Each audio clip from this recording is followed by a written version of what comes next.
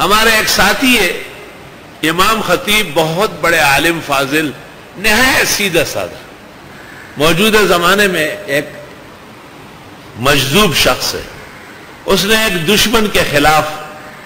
مجھ سے مدد چاہی، میں نے سورہ تغابن دے دیا، چنانچہ وہ دشمن اللہ نے اپنے فضل سے ہٹایا۔ پھر ایسا ایک اور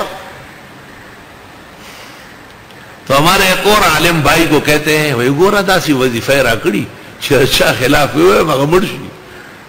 مڑ کے دل خوڑی نہیں پکار گا نا غبل عالم ورتوئی چتت تنگی او تا تنگئی نو مقصد خو لري کول دی بکه دا الله خو خدا چې څنګه لري کوي دا د الله د قدرت تکوین دی۔ یاد رکھو باتوں پر اعتماد کرو تو سونا اور چاندی اور یاقوت و مرجان پاؤ گے، اور باتیں ایسے بھوسا سمجھو گے منکرین کی طرح، شیاطین کی طرح، مکذبین کی طرح، تو ہمیشہ محروم اور بد نصیب ہو۔ اس لیے تو مولانا شیخ ابو ریحان ابو الحکم والاسرار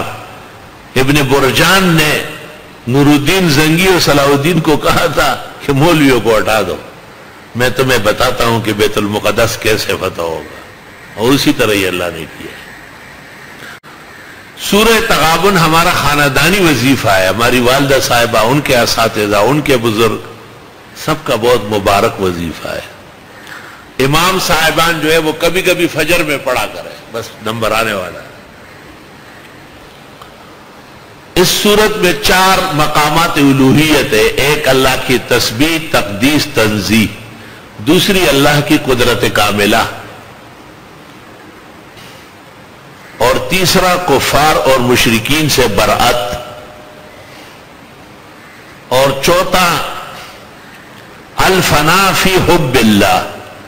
یہاں تک کہ بیوی اور بچوں کے بھی شر سے پرہیز کرے۔